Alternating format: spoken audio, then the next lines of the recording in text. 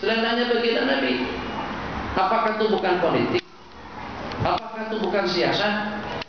Yang seketika sebelum pasukan berhadapan dengan musuh, Nabi kita hantar beberapa orang intelijen, beberapa orang SB untuk mengawal dan mengawas agak-agak dalam berapa ramai jumlah bilangan musuh. Apakah itu bukan politik? Nanti daripada politik itu adalah siasat kalau dengan bahasa Arab. Jadi bagaimana dengan kita?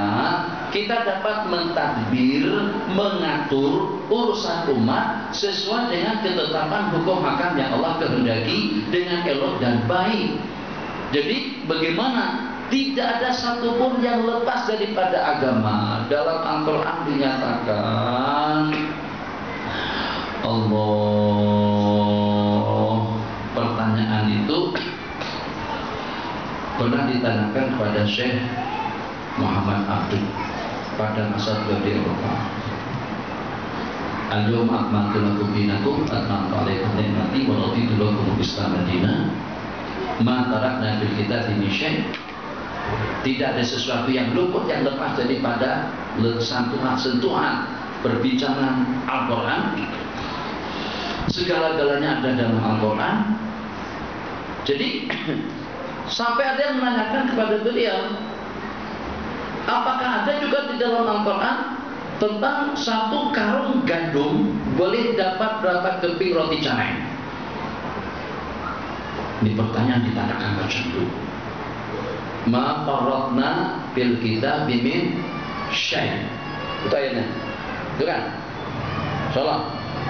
Ma farratna, tidak ada satu apapun yang luput, yang lepas daripada Islam atau daripada agama.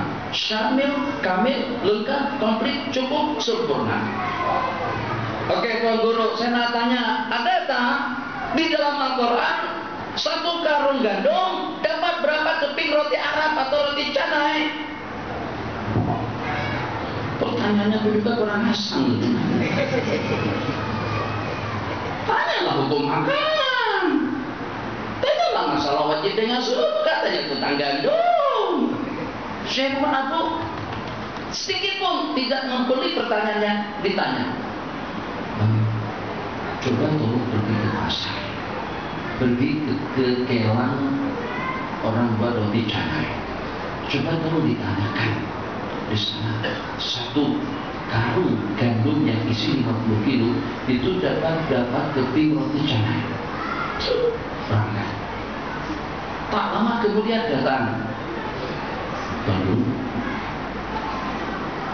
satu karung boleh dapat dalam 250, misal saja. Kata gua, mana si penanya tadi itu? Silalah. Lenguh memang lenguh, tapi kita di rumah Allah, kita sedang dengan malaikat menunjukkan itu amalan saya yang walaupun tidak termasuk dalam surah, tapi tahu satu biusu kan? Satu biusu tahu? Surat yang dari saudaranya masih Lutfi sama biusu, Pak Muslimu, Pak Muslimuddin, dan di Kerincing itu dengan Pak Kiai Uzairah, sama-sama. Jadi saya katakan kita dalam tablik suatu budaya yang rasa kurang cantik. Kalau pada tuh kita di masjid ada yang mengatur, kita pijati. Biarkan dia mengatur, suruh keluar, suruh berwudu, suruh sembahyang, suruh apa saja, tapi jangan dipijati dalam masjid. Kita kalau tengok ada orang ngantor di masjid, ini budaya dalam jamaah. Budaya dalam jamaah. Kita pijat ya, kita refleksi dia, kita urut dia. Itu budaya tak cantik. Kenapa? Karena di dalam masjid bukan tempat untuk pijat, berbicara. Masjid itu kita duduk sopan, kita ngomong doa. Panggil satu karung sekian daripada roti canai. Jadi kata si penanya, apa hubungannya dengan ayat ma farratna fil kitabi min syai'? Jadi kata beliau hubungannya, Allah berfirman, fas'alu ahla dzikri in kuntum la ta'lamun. Bertanyalah kepada ahli zikir, tanyakanlah kepada ulama kalau kamu tidak tahu. Jadi awak tanyakan, 1 karung dapat berapa roti canai, aku tidak tahu jawabannya. Awak suruh aku untuk menanyakan orang yang pakar, yang tahu. Nah, itu berarti ada sentuhannya di dalam Al-Quran. Jadi urusan yang semacam itu saja Tuan Haji ada. Urusan kencing berak atau urusan tandas pun juga ada. Takkan untuk mengatur urusan rakyat, untuk mengatur urusan umat tidak ada dalam Islam. Itu satu benda yang tidak betul kalau seandainya memperkatakan semacam itu daripada baginda Nabi. Kalau kita melihat keseharian daripada beliau, Masya Allah, tabarakallah, yang walaupun tidak dinamakan politik, itu tidak dinamakan politik tapi dinamakan siasah syariah. Dikatakan husnul tadbir, dikatakan husnul muamalah. Dalam Islam salah satu daripada prinsipnya adilul muamalatu. Agama itu adalah pergaulan yang elok dan baik. Jadi bagaimana untuk kita mengaturnya, bagaimana untuk kita mentadbirnya, bagaimana untuk kita membimbingnya, itu kalau kita bahasakan dengan bahasa kita sekarang itu yang disebut dengan politik.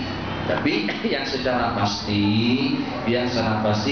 politik kotor itu tidak ada dalam agama. Politik sogok menyogok itu tidak ada dalam agama. Politik kalau pada masa berkempen nampak batang hidung, tapi kalau pada itu sudah selesai kempen sudah tak nampak batang hidung. Kalau pada itu masa pilihan raya pakai selendang, sah pertama, cium tangan tuh guru, doakan agar kita percaya untuk mentadbir dan juga untuk mengatur negara ini. Tapi selepas pilihan raya tak nampak batang hidung lagi. Kalau pada tu masa pilihan raya ada budak kecil didokong, Masya Allah, senang dengan budak-budak kecil, santun dengan warga emas, baik dengan orang-orang miskin. Tapi selepas menang sudah tidak kelihatan lagi. Nah, itu bukan politik yang macam itu. Jadi kalau politik yang macam itu memang tak ada dalam Islam. Yang ada dalam Islam santun, bening, perhatian, tanggung jawab.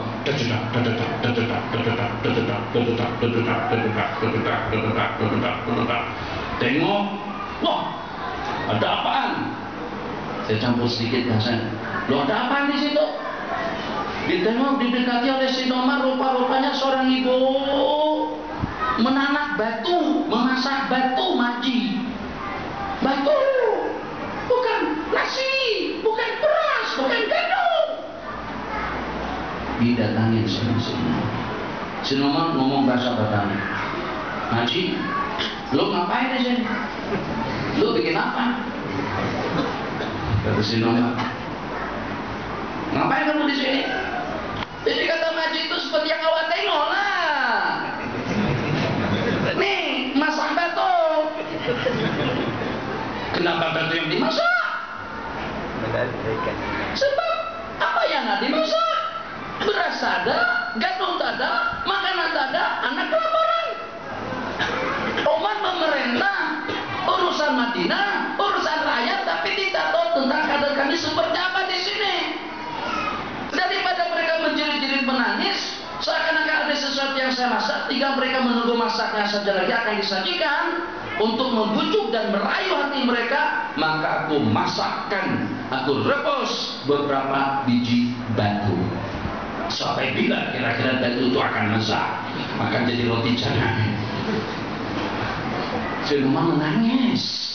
Itu namanya tadbir, itu namanya politik. Sulaiman langsung balik ke Madinah dengan Aslam ikut. Ya bos, jalan, dedak. Ini cerita malam nih.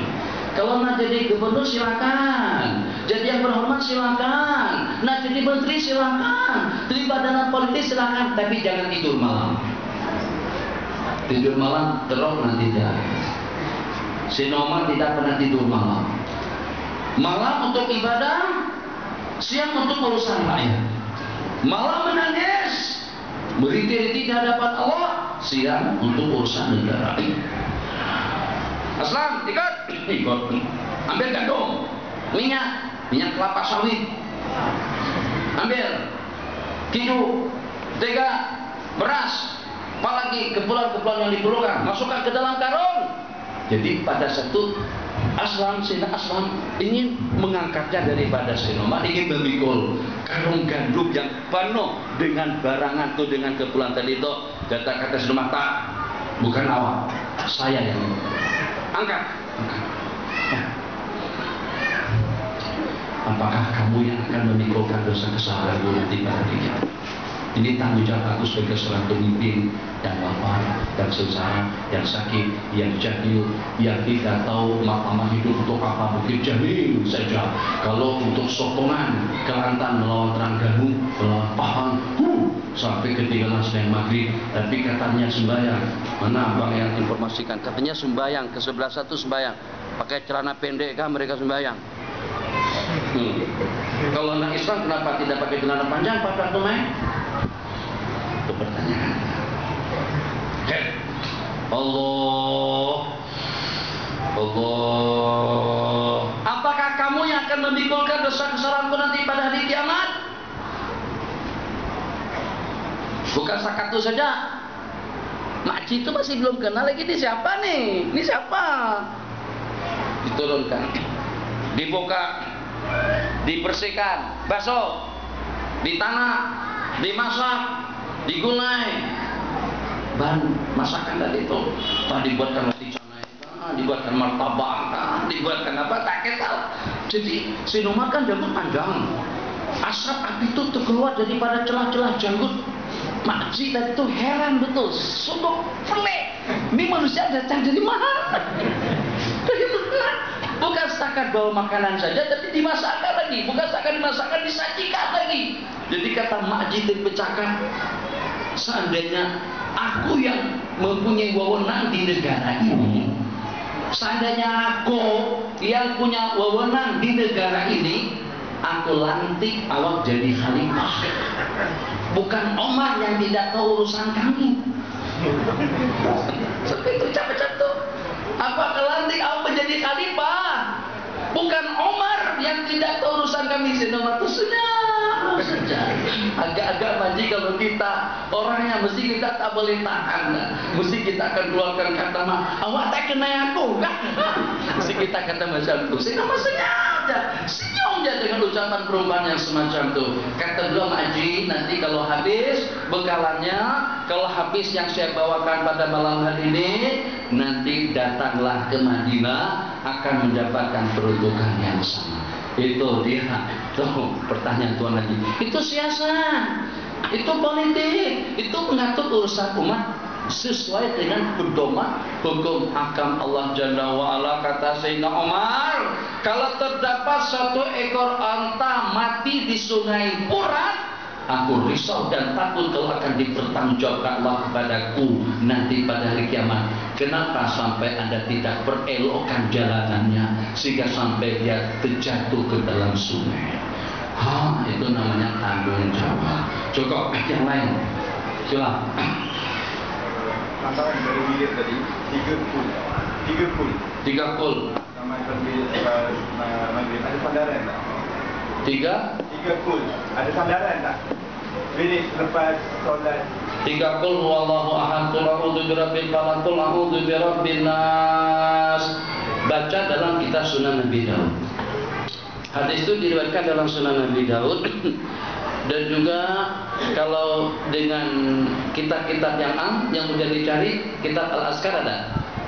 Dalam Azkar ada disebut, di dalam kitab Irsyadul Ibad juga ada disebut.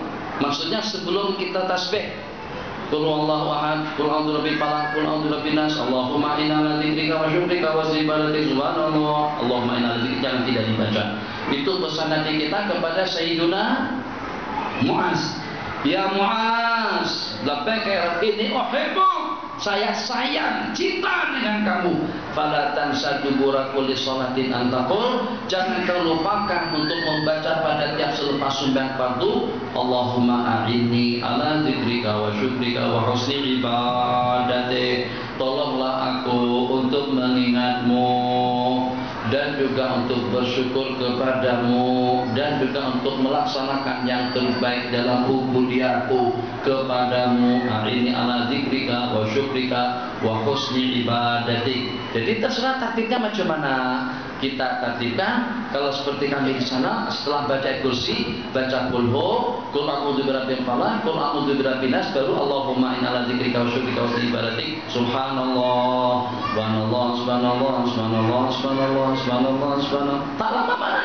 Satu lagi yang anak sampaikan kepada kawan-kawan, kalau abang jadi imam dan ajak orang berpikir semacam itu 33 dengan pelututnya la ilaha illallah wahdahu la syarikalah.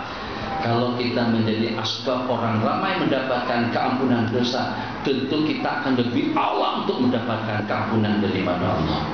Kalau abang bagi smartek masuk surga kepada orang ramai dengan membaca kursi, insya Allah kita akan bernasib lebih mulia daripada pramugari dan pramugara. Pramugari saya katakan tak pernah beli tiket maji.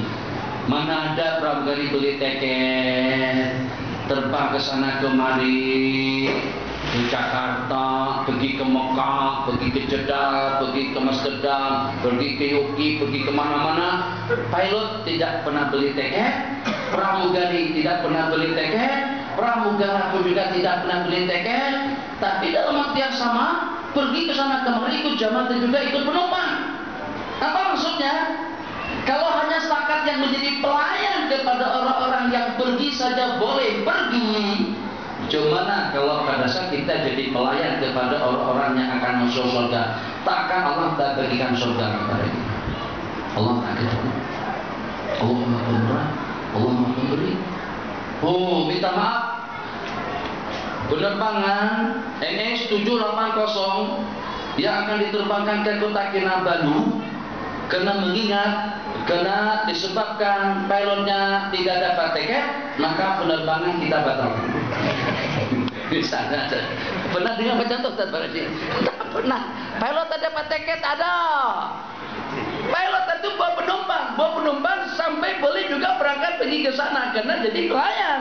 Macam mana kalau kita menjadi pelayan kepada makmum? Allah lebih bermurah daripada pesawat Mas, daripada AirAsia, daripada Lion Air. Begitu juga perumpamaan yang sederhana, yang jadi pelayan restoran pun makan sesuka hati, sepenuh perut, pilih yang mana saja, boleh makan. Tapi kalau kita makan kena bayar, dia makan saja. Kenapa? Karena dia jadi pelayan kita. Boleh orang yang bekerja di restoran makan tanpa bayaran. Nah macam itu juga kalau kita menjadi asbab zikir, insya Allah ceramah panjang, tapi insya Allah zikir, wirid, amalan selepas itu kita panjang mana. Ajak mereka baca ayat kursi, baca tasbih, tahmid, takbir, muawwidzat yang 3 dia disebut dengan muawwidzat. Jadi saya agak kebingungan, 3 nanti itu. Saya kenal dalam bahasa hadis muawwidzat as-salasa. Jadi ditaklid.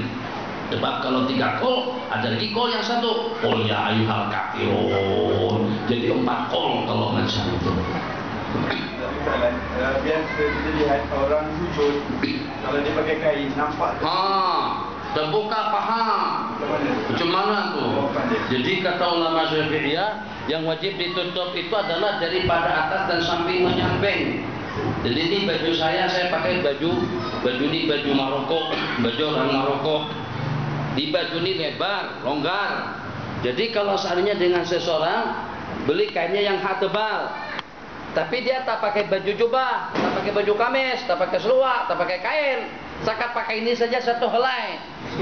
Gimana kira-kira kalau patut sembahyang? Maka kan ada yang berlubang di sini tuh.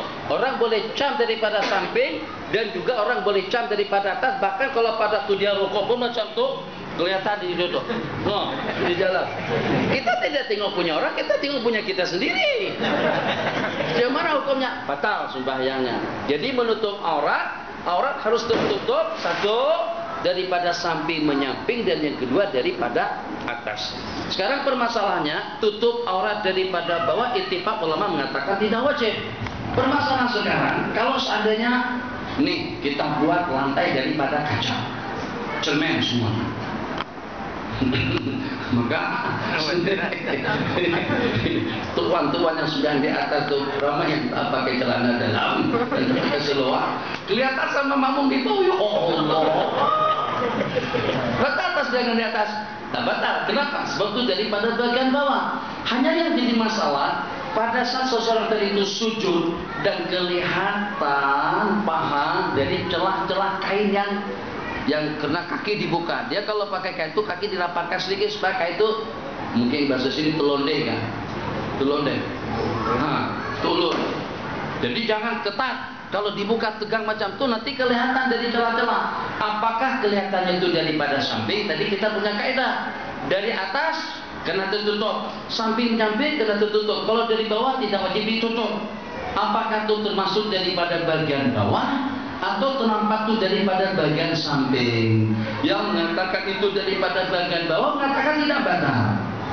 Tapi yang mengatakan itu daripada samping mengatakan sembahyangnya batal. Maka untuk kita mengelak daripada dua pendapat tadi itu, yang pakai kain karena hati-hati sedikit. Jadi pada masa rokok, sujud, sami Allahu liman hamidah, Rabbana walakal hamd. Jadi pada masa nak sujud tuh dikeriput lah, dikumpulkan lah sikit sini.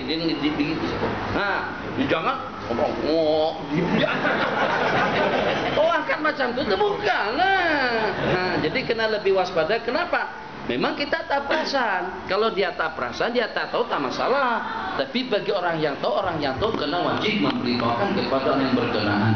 Jadi supaya jangan sampai sumber kita jadi dibimbangkan dan diragukan semacam itu. Kalau pada waktu kita sujud, kita rapatkan kaki kita sedikit dan kita turunkan kain di tengah-tengahnya agar tangan kita tertutup. Yang lain, kalau ada lagi nanti menyusul, silakan. Kita dituntut untuk ikhlas dalam beribadah. Ya, betul. Menghanyarkan Allah Ta'ala. Tapi kadang-kadang kita beribadah, kita mengharapkan balasan daripada Allah Ta'ala di dunia lagi. Jadi ikhlas itu peringatan banyak. Kita disuruh beribadahnya semata-mata untuk mendapatkan keridhaan Allah. Itu level yang paling tinggi. Jadi kata Rabi'atul Adawiyah, ya Allah, kalau seandainya aku beribadah karena mengharapkan surga dan kena takut dengan api neraka, jauhkan surga dan masukkan aku ke dalam neraka. Kita tidak perlu berkata seperti itu. Itu ingin membuktikan aku beribadah karena mahabbah, karena cinta, karena Allah itu sebagai sang pencipta, aku sebagai hamba, karena Allah sebagai ma'bud, aku adalah sebagai abid. Beda antara abid dengan ma'bud. Jadi ibadah yang dilaksanakan hanya semata-mata untuk mendapatkan keridhaan daripada Allah. Tapi macam mana datang ke masjid untuk dapat pahala berjamaah 27 derajat. Sahabat Nabi kita pada itu berjalannya pelan, macam berjalan seperti robot, supaya langkahnya jadi banyak. Sebab Nabi kita kata tiap langkah akan mendapatkan ganjaran pahala, akan dihapuskan satu kesalahan dan akan diangkat martabatnya. Berarti sahabat Nabi kita secara bermaksud berjalan perlahan semacam itu atau dengan membedakan langkah untuk membanyakkan ganjaran pahala daripada Allah. Sahabat Nabi kita yang melaksanakan umrah dan Nabi kita yang mentarghib. Nabi kita bersabda, umratul fi Ramadan ta'dilu hajjatan ma'i. Orang yang melaksanakan umrah di bulan Ramadan sama dengan yang melaksanakan ibadah di bersama aku. Terus sampai orang yang pergi untuk mendapatkan ganjaran pahala yang semacam itu. Nabi kita bersabda, man hajjat falam yarkus walam yasuk raja'a min dzunubi kayawma waladatu ummah. Yang melaksanakan haji tidak terbabit dengan kesalahan, tidak terbabit dengan hubungan dengan pasangan, maksudnya tidak terbabit dengan hubungan dua laki istri, keluar daripada dosa kesalahannya seperti pada hari dia dilahirkan. Agak-agak Nabi kita ingatkan kita dengan fadilat, kelebihan dan balasan yang semacam itu.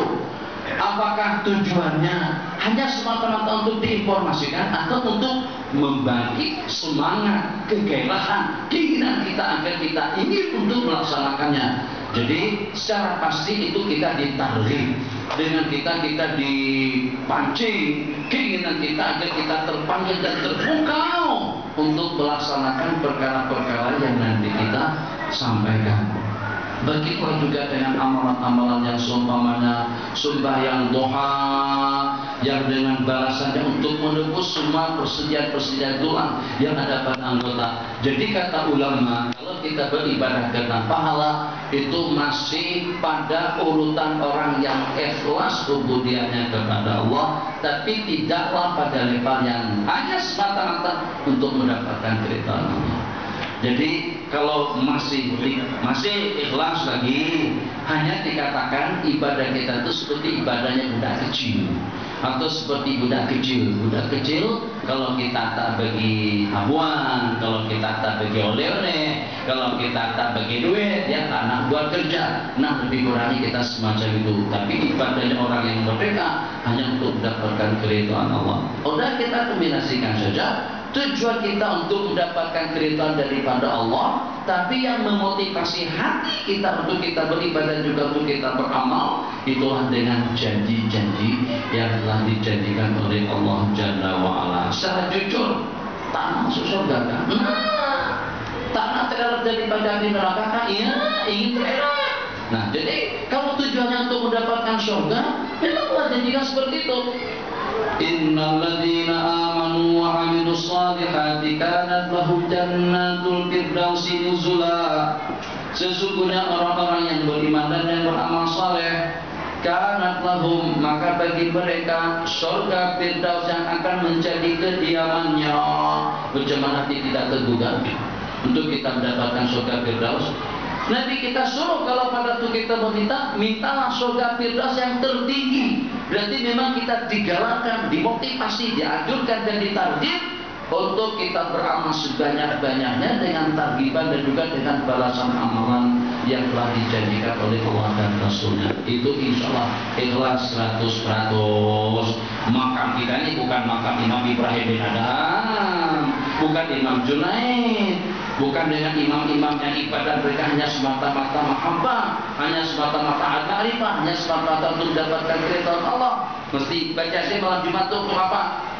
Nanti kita kata yang baca surat Al-Barat pada tiap malam, khususnya selepas sembahyang maghrib ataupun juga isya, akan terelak daripada azab kubur. Terus kita amalkan. Mesti pikiran kita ke situ. Kenapa kita rajin beramal dengan surat Al-Barat? Karena ingin diselamatkan daripada siksa kubur. Tidak ikhlas kan? Nabi yang suruh kita beramal semacam itu. Takkan kita tidak ikhlas.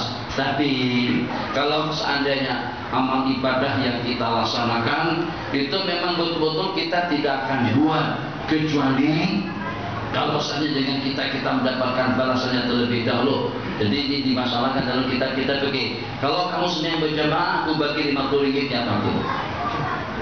Jadi tidak ada tujuan untuk kewajiban, tidak ada tujuan untuk berjamaah, tidak ada tujuan untuk melaksanakan tuntutan agama. Datang ke masjid itu hanya semata-mata untuk mendapatkan 50 ringgit pada tiap sembahyang fardu. Itu mungkin kita katakan yang niat yang diniatkannya sudah tercemarkan dengan tujuan yang seperti itu. Tapi kalau tujuannya masih untuk kebaikan, insya Allah kita adatil mukhlisin. Silakan Tuan Haji. Saya ada satu skill tentang solat. Penghabisan solat. Kebanyakan ada yang didengar tiada masa assalamualaikum, tiada adnya tak ada. Ada sama ada batal atau asnya adalah assalamualaikum warahmatullahi. Dia tak ada assalamualaikum warahmatullahi. Banyak. Assalamualaikum. Alamin innaka hamidum majid. Allahumma inni a'udzubika min adzabi jahannam, min adzabil qabr, wa min fitnatil mahya wal mamat, wa min fitnatil masiihid dajjal. Assalamualaikum warahmatullahi. Assalamualaikum warahmatullahi. Itu Quran alif dengan lam. Di situ disebut dengan lam syamsiah. Qamariyah syamsiah, lam syamsiah kan? Assalamualaikum. Kalau tidak ada salamnya tidak sah salamnya, berarti tidak sah sembahyangnya. Tidak sah sembahyangnya berarti hitungannya tidak cukup. Nabi kita bersabda, sembahyang itu dimulai dengan takbir dan diakhiri dengan salam. Nabi kita bersabda, "Sallu kama ra'aitumuni usalli." Sembahyanglah kalian sebagaimana kalian tengok aku sembahyang, semacam mana aku sembahyang. Nabi kita pada itu mengakhiri sembahyang, Nabi kita melantunkan assalamualaikum, bukan dengan salam. Hai, papa. Nah, lagi satu. Nanti macam perempuan ini bagi yang wanita. Dia tak pakai telekung, dia pakai tudung yang biasa tu. Tapi tangan nampak. Itu ada sama ada sah atau tidak. Yang tak menutup aurat. Satu, tidak disyaratkan pada waktu perempuan sembahyang harus memakai telekung. Yang penting dengan perempuan tadi itu menutup seluruh anggota tubuhnya, dan yang boleh ternampak bahkan yang bagi kelihatan itu hanya muka dengan telapak tangan.